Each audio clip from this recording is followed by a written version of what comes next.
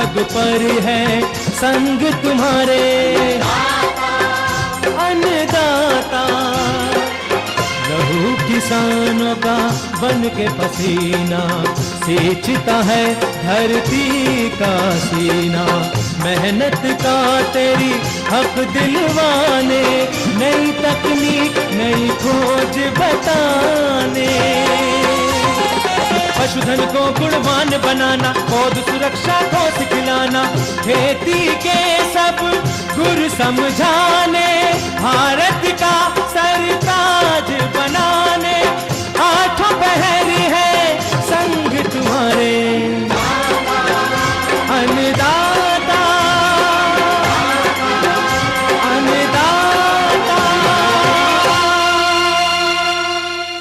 नमस्कार, मैं हूं दीपशिखा सोनी और आप सभी दर्शकों का अन्नदाता कार्यक्रम में स्वागत करती हूं।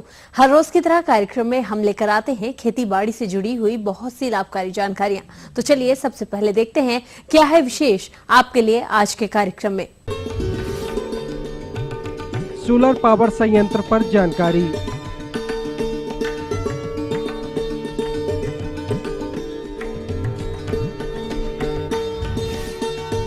दुधारू पशुओं से स्वच्छ दुग्ध उत्पादन तकनीक।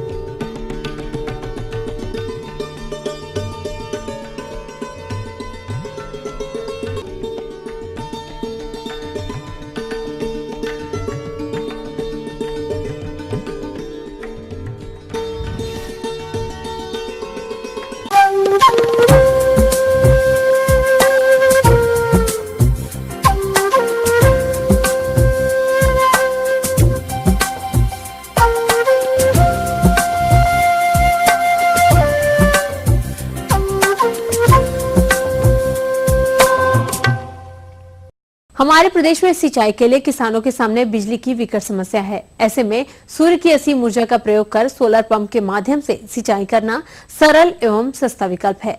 लेकिन ये सोलर ऊर्जा है क्या, इस इकाई को कैसे लगाया जाए तथा सोलर ऊर्जा इकाई लगाना वास्तव में फायदेमंद है, इस बारे में विस्तार पूर्वक जानकारी के लिए देखिए आज की यह विशेष प्रस्तुति।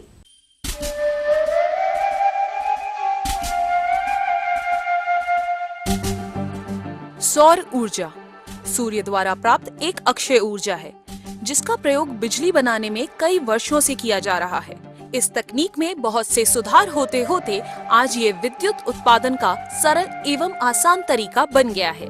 सूर्य के प्रकाश को सोलर सेल द्वारा अवशोषित करके फोटो इलेक्ट्रिक विधि से सोलर विद्युत का उत्पादन होता है। इसे हम करंट के रूप में परिवर्तित करके सिंचाई जल निकालने में प्रयोग करते हैं। सूर्य से विद्युत उत्पादन हेतु एक मोटर, एक सोलर पैनल तथा एक दिखाए जा रहे ढांचे की निर्माण की आवश्यकता होती है। सोलर सेल जो कि सिलिकॉन नामक धातु से बनाया जाता है, इसके ऊपर सूर्य किरणें जितनी ज्यादा पड़ती हैं, उतना ही ज्यादा विद्युत का उत्पादन होता है। यह सोलर पैनल 3 प्रकार के होते हैं। पहला मैनुअल, दूसरा स्टैंडर्ड और तीसरा ऑटोमेटिक ट्रैकर पैनल। आइए हम चर्चा करते हैं मैनुअल टाइप सोलर पैनल के बारे में। इस प्रकार के पैनल को सूर्य की दिशा में हाथों से घुमाना पड़ता है। ये कार्य कोई भी व्यक्ति कर सकता है। सुबह के समय सोलर पैनल को पूर्व दिशा की ओर रखते हैं, दोपहर के समय सूर्य की सीधी किरण में सोलर पैनल को रखते हैं और शाम को इसे पश्चिम दिशा में घुमाना पड़ता है। अब बात करते हैं स्टैंडर्ड टाइप सोलर पैनल के बारे में। ये एक स्थायी संरचना होती है, अर्थात इसे विभिन्न दिशाओं में घुमाने की आवश्यकता नहीं पड़ती। इसके पैनल को दक्षिण दिशा की ओर स्थायी तौर पर लगा दिया जाता है। यह सुबह के समय थोड़ी देर से कार्य करना प्रारंभ करता है, इसलिए इसमें एक संशोधित संस्करण आया है जिसे ऑटोमेटिक ट्रैकर सोलर पैनल कहा जाता है।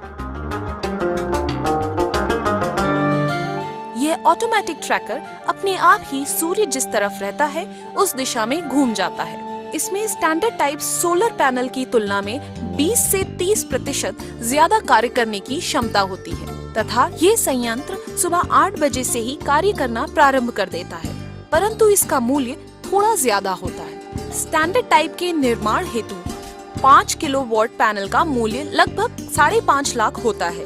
तथा 2 से 3 किलोवाट क्षमता वाले पैनल का मूल्य 3 से 3.5 लाख रुपए होता है। इसका अर्थ ये है कि 1 किलोवाट क्षमता वाले सोलर पैनल का मूल्य लगभग 1 लाख रुपए होता है। ऑटोमेटिक ट्रैकर टाइप पैनल हेतु 5.5 किलोवाट क्षमता वाले पैनल का मूल्य 6.5 लाख रुपए होता है। अगर आपके पास पहले से ही स्टैंडर्ड पैनल लगा हो तो उसे हम ऑटोमेटिक ट्रैकर में परिवर्तित कर सकते हैं। इस हेतु आपको 1.5 लाख रुपए अतिरिक्त व्यय करना पड़ेगा। अगर आपकी विद्युत मोटर 2 हॉर्स पावर की है तो उसे 2 किलोवाट के सोलर पैनल से आसानी से चलाया जा सकता है, और यदि आपकी मोटर 5 हॉर्स पावर की है तो उसके लिए 5 किलोवाट का सोलर पैनल लगाना पड़ेगा। आपके पास अगर विद्युत मोटर उपलब्ध है तो इसके लिए आपको अलग से कोई विशेष प्रकार की मोटर खरीदने की आवश्यकता नहीं पड़ती है। सोलर पैनल द्वारा उत्पादित करंट डीसी होता है, जबकि हमारी विद्युत मोटर एसी करंट से चलती है। अतः इस डीसी करंट को एसी करंट में परिवर्तित करने के लिए पीएफटी नामक एक उपकरण लगाना पड़ता है। इसे हम विद्युत मोटर में लगाते हैं। यह सोलर पैनल पूरी तरह से सुरक्षित है और इसमें कोई खतरा नहीं है। अगर किसान इसे बंद करना भूल ही जाए तो ये एक निश्चित समय के उपरांत स्वयं बंद हो जाता है और अगले दिन फिर से कार्य करना प्रारंभ कर देता है। यह सोलर पैनल एक बार लगाने के बाद लगभग 25 वर्ष तक कार्य करता है तथा कुछ कंपनी सोलर पैनल पर 5 साल की गारंटी व निःशुल्क सर्विस भी देती है। यह सोलर पावर इतना सुरक्षित है कि इससे विद्युत मोटर जलने की कोई भी संभावना नहीं होती। इस सोलर पैनल से पानी निकालकर हम फव्वारा अथवा ड्रिप सिस्टम से सिंचाई कर पानी की भी बचत कर सकते हैं। किसान को इस सोलर पैनल पर केंद्र सरकार द्वारा लागत का 30% अनुदान देय है। इससे संबंधित अनुदान अन्य कार्य जानकारी हेतु आप इस पते पर संपर्क करें।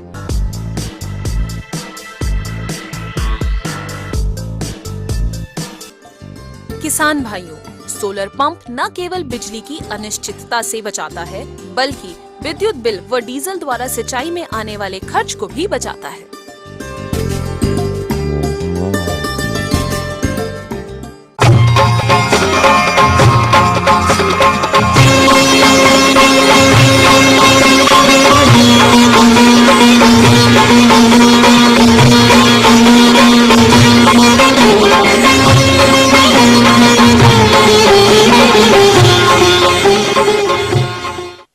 किसान भाइयों, दुधारू पशुओं का पालन करने का मुख्य उद्देश्य है कि इनसे लगातार दूध उत्पादन मिलता रहे, परंतु इससे भी महत्वपूर्ण है स्वच्छ दुग्ध उत्पादन। तो इसी कड़ी में आज हम जानकारी लाए हैं पशुपालक अपने पशुओं से स्वच्छ दुग्ध उत्पादन कैसे लें, क्योंकि प्रायः देखा जाता है कि बहुत से पशुपालक भाई दूध निकालते समय धूम्रपान के साथ साथ गंदे हाथों से दुग्ध दोहन करते हैं, जिससे दूध भी स्वच्छ नहीं रह पाता, जिससे दूध देने वाला पशु तथा दूध पीने वाले व्यक्तियों में विभिन्न संक्रामक बीमारियां हो जाती हैं। और इसलिए स्वच्छ दूध उत्पादन के सभी पहलुओं पर विस्तार पूर्वक जानकारी देने के लिए हमारे बीच उपस्थित हैं बिहार पशु चिकित्सा महाविद्यालय पटना के डॉक्टर सरोज कुमार।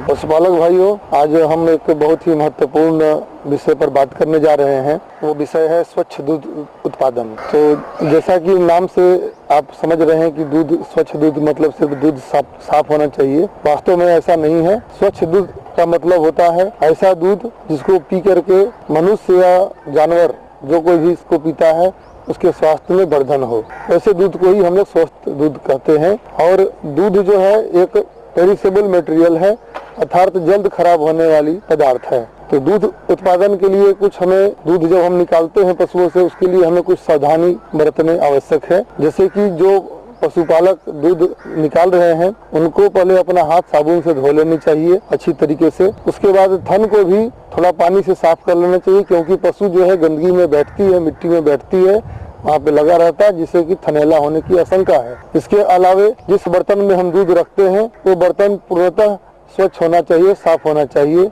अच्छी तरीके से, और पानी से उसे अच्छी तरीके से खंगाल लें। इसके बाद जो भी पशुपालक भाई दूध अगर निकाल रहे हैं तो उनके चाहिए कि अपने माथा को जो है एक गमछी या कोई पगड़ी से बाल को बांध के रखें, ताकि बाल का कण टूट के दूध में न जा पाए। इसके बाद दूध जो है 7 से 8 मिनट के अंदर निकाल लेने चाहिए, क्योंकि इस समय में दूध का उत्पादन, दूध जो है थन से बहुत अधिक मात्रा में निकलता है। वो ऑक्सीटोसिन हार्मोन जो प्राकृतिक रूप से स्राव होता है उसका प्रभाव 8 से 9 मिनट तक ही ज्यादातर रहता है। इसके बाद ये धीरे धीरे कम हो जाता है। इसलिए अधिक दुधारू पशु में तेजी से दूध निकालना आवश्यक है। इसके अलावा पशुओं को दूध दूहते समय ध्यान दें कि कभी भी गलत तरीके से दूध न दुहें। अर्थात अगर पशु का जो है बाट बड़ा है तो फुल हैंड मिल्किंग करें, पूरे हथेली से उसे दूध दुहें। अगर छोटा छोटा बाट है तो चुटकी के द्वारा दूध निकालना उचित होता है। और अगर बहुत लोगों को ऐसा भी देखने में मिलता है कि वो अंगूठा लगाकर दूध दूहते हैं, जो कि बिल्कुल गलत तरीका है। अंगूठा लगाकर दूध दूहने से उस पशु के बाट में जो है गांठ पड़ जाएंगे, आगे चल के यही गांठ थनैला का रूप भी धारण कर लेगा। तो इसलिए आवश्यक है कि कभी भी गलत तरीके से दूध न निकालें। और दूध निकालने के लिए ऑक्सीटोसिन हार्मोन का कभी भी प्रयोग न करें। ऑक्सीटोसिन हार्मोन एक प्राकृतिक हार्मोन है जो पशुओं के दिमाग में पिट्यूटरी ग्लैंड में स्रावित होता है जब दूध पशु देना शुरू करती है उसके पहले। और साथ ही इस हार्मोन का जो है कार्य पशुओं के जो है पार्चुरेशन में अर्थात उसको बयाने के समय में इसका रोल होता है। अगर आप उसे बाहर से इंजेक्शन के रूप में देंगे तो पशु धीरे धीरे उसकी आदी हो जाएगी, उसके अंदर में प्राकृतिक रूप से ऑक्सीटोसिन हार्मोन बनना बंद हो जाएगा और इसके वजह से बाद में पशु कोई काम के नहीं रह जाएगा। बिना हार्मोन दिए वो दूध नहीं देगी और उसके बयाने के समय भी समस्या हो सकती है। तो इस चीज का ध्यान रखें। और साथ ही साथ दूध जो है उसे जितना जल्दी हो सके उसके बाद खौला करके फिर उसे हम लोग रखेंगे तो ज्यादा देर तक सुरक्षित रहेगा। नहीं तो दूध में जो है कंटामिनेशन काफी तेज होता है, यानी कि जीवाणुओं की इसमें बढ़ोतरी काफी तेजी से होती है। तो इसलिए दूध उत्पादन के समय कुछ महत्वपूर्ण बातों का ध्यान रखें। बर्तन जो है उसका मुंह जो है छोटा होना चाहिए, जिसमें दूध हम लोग संधारण करके रखते हैं उसका मुंह छोटा होना चाहिए और उसके तली जो है वो चौड़ा होना चाहिए और उसको हमेशा जो है ढक्कन से ढक के रखना चाहिए। तो दूध जो है ज्यादा समय तक सुरक्षित रहता है। तो पशुपालक भाइयों, छोटी मोटी बातों का ध्यान रखेंगे आप अगर अपने पशुओं का दूहते समय, तो आप अच्छा दूध उत्पादन कर सकते। ये थी कुछ उपयोगी जानकारियां। अब लेते हैं एक छोटा सा ब्रेक, जल्द लौटेंगे और कार्यक्रम में आगे है महत्वपूर्ण जानकारियां। बने रहिए हमारे साथ। नींबू के उद्यान में कीट नियंत्रण पर जानकारी।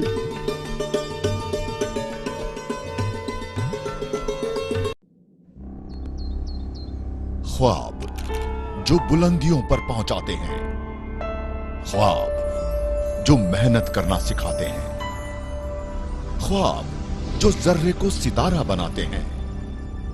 लेकिन अब भी अधूरी है कौम की तस्वीर। एजुकेशन के मामले में एक प्राइमरी स्कूल यहाँ पर मिला हुआ है, जो बहुत जमाने पहले मिला था वही आज तक चला आ रहा है। बच्चा बीमार रहना पड़ा, पानी बहुत कमी है। जो यहाँ से वोट लेने के लिए आते हैं जीत के चले जाते हैं, हम करेंगे, लेकिन कोई भी नहीं आता करने के लिए। आपके ख्वाब आपका इंतजार कर रहे हैं। देश के 20 करोड़ मुसलमानों की आवाज है ईटीवी उर्दू। पहल हमारी, इरादे आपके, अधूरे ख्वाबों की पूरी पड़ताल इस समय पर।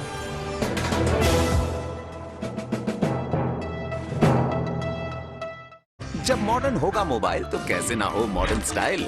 एक बटन दबाया, मनचाहा फोटो पाया, क्या पहना क्या खाया, सेकंड्स में दुनिया को बताया। व्हाट्सएप पर व्हाट्सएप पूछते हैं, किसी से मिलने का टाइम नहीं तो फेस टाइम करते हैं। गाना तो गाना, पूरी फिल्म देख ली घर बैठकर। दिन के 24 घंटे में 25 काम करते हैं मोबाइल पर, लेकिन सारा स्टाइल फुस, फौरन खुश। अगर नहीं है अपने शहर की खबर, मिटाओ अपने शहर से कम्युनिकेशन गैप, डाउनलोड करो न्यूज 18 का मोबाइल ऐप। मोबाइल पर न्यूज 18 मतलब स्टाइल एकदम बेहतरीन।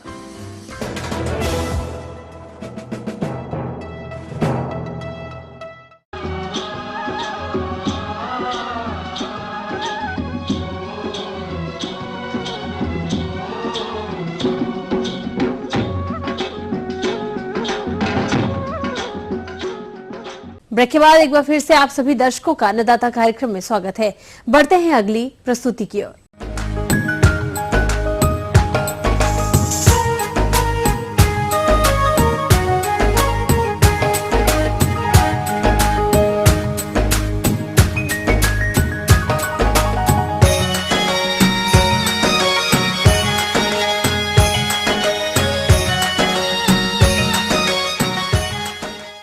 किसान भाइयों, यदि आपने नींबू वर्गीय पौधों की बागवानी की हुई है तो उनमें इस समय फूल से फल बन रहे होंगे। ऐसे में फलों की गुणवत्ता बनाए रखने के लिए हानिकारक कीटों का नियंत्रण करना जरूरी है, क्योंकि ये हानिकारक कीट पत्तियों टहनियों में लगे फलों को क्षतिग्रस्त कर देते हैं, जिससे प्रति पौधा कम फलन प्राप्त होता है।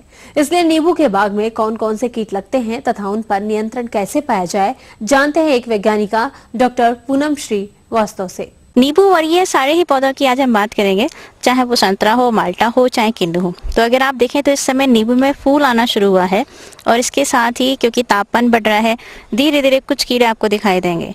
तो जो कुछ कीड़ा में सबसे जो हानिकारक और प्रमुख कीड़ा है वो है नींबू का सायला, जो बहुत ही महत्वपूर्ण है। छोटा सा है, दिखने में पुतके की तरह दिखता है, लेकिन अगर वो बैठता है तो हमेशा उसका पिछला हिस्सा ऊपर की तरह उठा होता है। तो वो हमेशा पत्ती की निचली सतह पर, जब जहाँ छाया होगी वहां बैठा रहता है और ये अंडे देता है जो पुष्प कलिका होती है उसके अगल बगल में। और जहाँ ये सायला होगा ये रस चूसेगा, बहुत मात्रा में अपना हनीड्यू निकालता है, जिसकी वजह से फंगस भी यानी जो कवक है वो भी बहुत डेवलप हो जाती है और काली काली पत्तियां दिखने लगती हैं और धीरे धीरे पत्तियां ऐसी हो जाती हैं कि उनमें प्रकाश संश्लेषण क्रिया बिल्कुल नहीं रहती। इसके अलावा कुछ आपको कीड़े ऐसे दिखाई देंगे कि जो इस समय सफेद से रंग के कीड़े हैं और रुई की धागे की तरह में अपने आप को लपेटे रहते हैं, वो है मिलीबग। और ये भी पत्तियों से रस चूसता है, पुष्प कलिकाओं से रस चूसता है। उससे क्या होता है, पुष्प कलिकाएं झड़ जाती हैं, फल को विकसित नहीं होने देते हैं। तो ये दो कीड़े बहुत ही महत्वपूर्ण हैं। इस समय अगर आप देखेंगे तो फूल आ रहे हैं और साथ में ये कीड़े भी आ रहे हैं। तो अगर कुछ वहां पर बेनिफिशियल यानी लाभकारी अगर कीड़े दिख रहे हैं, जैसे कि कॉक्सिनला बीटल होता है, ये साइला को और जो हमने मिलीबग बताया उन दोनों को ही खाता है। अगर ये कीड़ा और इसका ग्रब प्रचुर मात्रा में है तब तो आप थोड़ा सा इंतजार कर लीजिए, अभी दवा मत डालिएगा, क्योंकि इस समय फूलों पे कुछ परागण कीट भी नजर आ रहे हैं, जैसे कि मधुमक्खियां हैं या दूसरी सिरफिट फ्लाई होती है, वो भी एक मक्खी है, वो नजर आ रही है। तो वो आपके फल में पैदावार में विकसित होने में अच्छा उसका रोल है। तो वो समय तो आप मत कीजिए, लेकिन एक हफ्ते बाद, हालांकि हम मार्च में कहते हैं फूल आने से पहले दवा का छिड़काव कर देना चाहिए। जिन लोगों ने नहीं किया कोई बात नहीं है, अब आप एक छिड़काव कर लीजिए। फूल जैसे ही खत्म होते हैं तो आप छिड़काव करिए। इमिडाक्लोपिड दवा बहुत अच्छी है, आप इसको इस्तेमाल कर सकते हैं। लगभग आधा मिलीलीटर प्रति लीटर पानी की दर से अगर नींबू में प्रयोग करते हैं तो ये इसके लिए बहुत अच्छी रहेगी। साइला भी खत्म हो जाएगा और मिलीबग भी खत्म हो जाएगा। तो मोनोकोटोफास भी आप कर सकते हैं। 2 मिलीलीटर प्रति लीटर पानी की दर से आपको छिड़काव करना है। पर ध्यान रखिएगा कि जब नींबू का फल लगा हुआ हो तो फिर इन दवाओं का छिड़काव आप करें तो नींबू को तब तक मत तोड़िएगा जब तक कि 10 दिन ना बीत जाए। महीना चल रहा है, आप 2 छिड़काव अगर चाहें एक हफ्ते के अंतराल पे तो 2 छिड़काव कर दीजिए। और अगर आपको जरूरत पड़ती है तो आप लगभग 21 दिन बाद या 1 महीने बाद इन दवाओं का इस्तेमाल फिर से कर सकते हैं। अब आपको कुछ ऐसे कीड़े भी नजर आएंगे इस समय पर जो कि पत्तियों को और फूलों को खा रहे हैं। अगर आप फूलों पे नजर डालें तो इस समय तराई वाले हिस्से में जो आपका सूड़ी है स्पोडोप्टेरा की, वो जो टबैको कैटरपिलर के नाम से जानी जाती है, ये पत्तियों को तो खा ही रही है, साथ में फूलों को भी खा रही है। तो जब फूल ही अगर खत्म हो जाएगा तो फल लगने के तो कोई चांस है ही नहीं। तीसरा है आपका लेमन बटरफ्लाई की सूड़ी, जो कि नींबू की बहुत ही प्रमुख कीट मानी जाती है और पत्तियों को खा के नुकसान कर देती है। तो अगर आप के यहाँ पर ये सूड़ियाँ दिखाई दे रही हैं तो फिर आपको दवाओं के इस्तेमाल करने हैं। एक तो आप जैविक नियंत्रण इस्तेमाल करिए। पहले तो है एक बीटी, 2 ग्राम प्रति लीटर पानी की दर से आप छिड़काव करें। ये तीनों ही सूड़ियों को बहुत अच्छे से मारती है। किनोल फॉस भी इस्तेमाल कर सकते हैं, वो दोनों ही तरह के कीड़ों के लिए लाभकारी रहेगी। कीड़ों को भी मारेगी जो सूड़ी है और आपके साइला को भी मार देगी। तो वो भी 2 मिलीलीटर प्रति लीटर पानी की दर से छिड़काव कर सकते हैं। और इसके अलावा अगर आप बाद में देखेंगे तो जब फल लग जाता है तो कई बार दिखाई देता है कि फलों में काले से रंग का धब्बा दिखाई दे रहा है, जिसे हम पिन होल कहते हैं। और अगर उन वाले नींबू के या संतरा देखे जाए तो काले धब्बे के साथ ही में उसमें जूस नहीं होता, एकदम अगर आप उसे छू के देखेंगे तो वो सड़े हुए टाइप के हो जाते हैं और जूस बिल्कुल खत्म हो जाता है, बाद में वो नीचे गिर जाते हैं। ये है फल को चूसने वाला मॉथ, पतंगा, जो रात में आता है और नींबू के फल में रस चूस लेता है खाली ऊपर ऊपर बैठ के। तो जब पकने वाली अवस्था होती है तब ये नुकसान करता है। तो उससे में लोग अक्सर पूछते हैं कि क्या दवा डाली जाए और अक्सर मार्केट में जाके दुकानदार से दवाइयां लेते हैं और धड़ल्ले से नींबू के या संतरे के ऊपर प्रयोग करते हैं। तो मेरी सलाह आपको ये है कि फलों के ऊपर कोई भी दवा छिड़काव मत करिए। ये जो पतंगा है ये रात में आता है तो आप कुछ तरह के धुआं कर सकते हैं शाम के समय। अगर आप धुआं करते हैं बाग में और साफ सफाई रखते हैं हैं तो ये कीड़ा अंदर नहीं जा पाएगा। दूसरा, इसके लिए बैट ट्रैप हम इस्तेमाल करते हैं। आप कोई भी गुड़ या जैगरी का बैट ट्रैप बना लीजिए, उसमें थोड़ा इंसेक्टिसाइड डालिए, ये कीड़ा जो पतंगा है उसमें आकर्षित होता है और मर जाता है। और एक जो कीड़ा है लीफ माइनर का नाम जिसका है, आप देखेंगे कि नई नई पत्तियों पे एक कीड़ा है, सुरंग बना के चलता है और शुरुआत में नई पत्ती पे वो बहुत ही चमकीली, जिसे हम सिल्वरी शाइन कहते हैं, अंदर एक कीड़ा होता है और ये बाद में कैंकर की तरह विकसित हो जाता है। तो एक कैंकर को बनाने में ये मददगार रहता है। तो अगर इनिशियल यानी कि नई पत्तियों की अवस्था पे आप दवा डालेंगे तो ये आपका कैंकर को भी रोकने में सहायक होगा। तो उसके लिए आपको करना है कि कार्बारिल या मोनोक्रोटोफास किसी भी इन दोनों में से एक दवा ले लीजिए और 1 हफ्ते के अंतराल पे आप अगर नई पत्तियों के पे छिड़काव करते हैं तो ये समस्या भी खत्म हो जाएगी।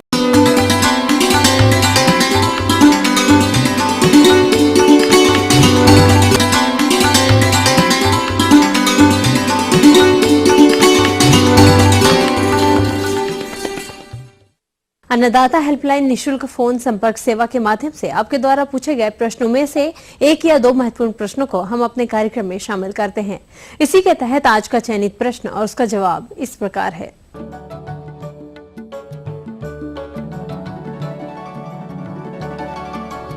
प्रखंड मुरू, जिला खूंटी के कृषक बलराम मांझी, आप अन्नदाता निःशुल्क फोन सेवा के माध्यम से कुसुम वृक्ष पर कुसुमी लाख की खेती तथा प्रबंधन के बारे में जानकारी चाहते हैं, तो आपकी जानकारी के लिए प्रस्तुत है कार्यक्रम का यह अंश।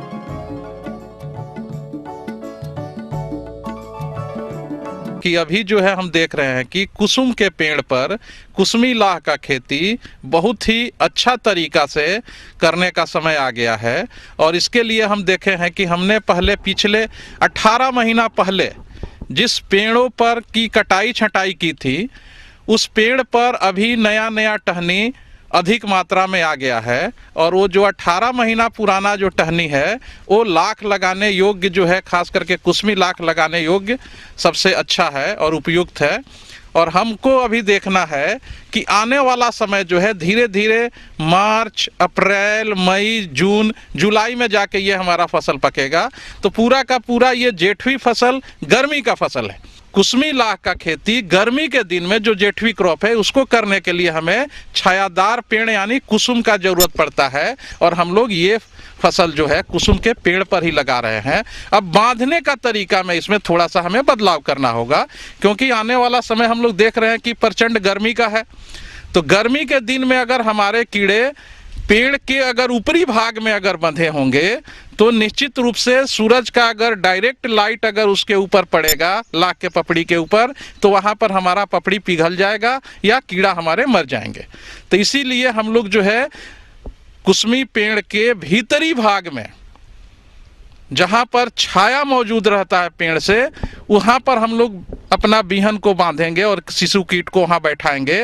और निचली भाग में वहाँ पर भी देखते हैं वहीं बैठाना है। तो भीतर और निचली भाग में हम कीड़ा को बैठाएंगे गर्मी के दिन में। और दूसरा एक और काम होता है, हमारे लाख के फसल के ऊपर बहुत ही शत्रु कीट का कम प्रकोप होता है और शत्रु कीट से बचाने के लिए हमें कुछ दवा का छिड़काव भी करना पड़ता है। तो इस तरह से हम लोग देखते हैं कि गर्मी का जो फसल है इसमें जो है धीरे धीरे 1 महीना बाद जो है जिस दिन हमने बीहन बांधा है अपना पेड़ पर वो तारीख नोट कर लिया और ठीक उसके 30 दिन के बाद प्लस बेवेस्टीन पाउडर 15 ग्राम और पानी जो है 15 लीटर, ये घोल बना करके अच्छा तरीका से और ठीक फसल लगाने के 30 दिन के बाद एक बार जहाँ जहाँ हमारे पेड़ पर सफ़ेदी आ गया है, जहाँ जहाँ कीड़ा बैठा है, वो एक तरह से कहा जाए तो लाल से धीरे धीरे धीरे धीरे धीरे धीरे सफ़ेद होने लगता है। और सफ़ेद होने लगा, सफ़ेद होने का कारण है कि लाख का कीड़ा अपना लाख बनाने के क्रम में वहाँ से मोम का तंतु बाहर भेजता है। तो इस तरह से वो धीरे धीरे कीड़ा जो है सफ़ेद दिखने लगता है। तो उसी सफ़ेदी के ऊपर एक बार दवा का अगर छिड़काव कर दें, ये जो घोल बताए हैं इनका, तो इससे हमारा काम चल जाता है। और आने वाला समय में धीरे धीरे धीरे धीरे पूरा हमारे पेड़ पर छाया हो जाता है और छाया के कारण हमारा फसल जो है आसानी से बच जाता है। तो इस तरह से हम देखते हैं कि कुसुम के पेड़ पर खास करके इस सीजन में जेठवी क्रॉप में बहुत ही आसानी से हमारा कीड़ा बच रहा है। और दूसरा जो है, जो बरसात के दिन में हम 3 या 4 छिड़काव करते थे, इस समय हम केवल 1 छिड़काव करके अपना फसल हम अधिक मात्रा में ज़्यादा से ज़्यादा स्वस्थ और एक तरह से कहा जाए तो शत्रु रहित हम प्राप्त करते हैं। और इस तरह से गर्मी के दिन में शत्रु कीट का प्रकोप भी हमारे फसल पर कम होता है और हमें अच्छा फसल मिलता है। पूरा का पूरा जो वैज्ञानिक पद्धति है लाख की खेती का, उसको अपनाएं, फसल चक्र को अपनाएं और गर्मी के दिन में एक तरह से कहा जाए तो छायादार पेड़ में बांधे। और वही कीड़ा फिर जब हमारा जून जुलाई में फसल जब पकेगा तो उसको कुसुम के पेड़ पर ना बांध करके बेर के पेड़ पर बांधे। तो ऐसे अगर ये फसल अगर चक्र चलाते रहेंगे तो उनको गारंटी है कि कुसुम और बेर दोनों से नगद आय होता रहेगा और उनका जो है फसल जो है अधिक मात्रा में अधिक होगा।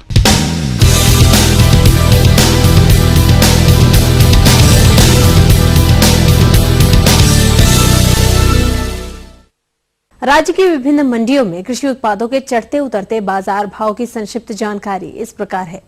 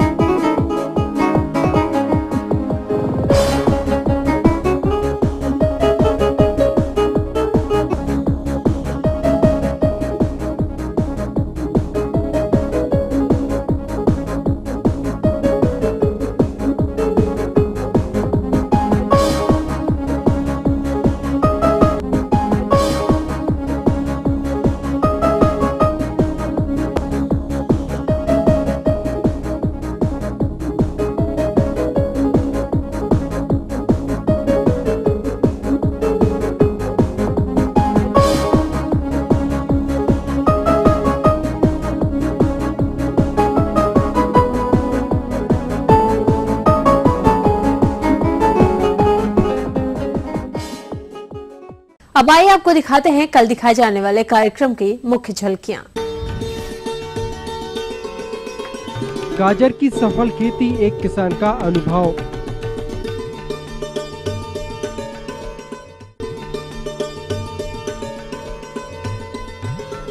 विभिन्न फल उद्यानों में फल गिरने तथा फल फटने की समस्या एवं इनके निदान पर जानकारी।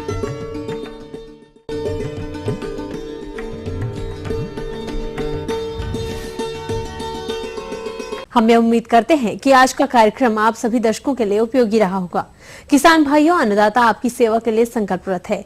कृषि संबंधित समस्या एवं सुझावों के लिए आप हमें इस पते पर संपर्क कर सकते हैं।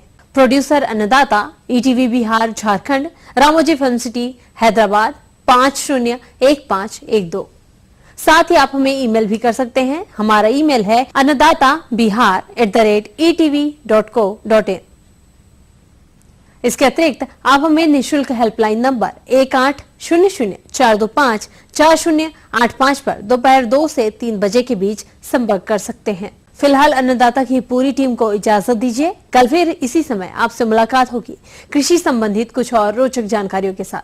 नमस्कार।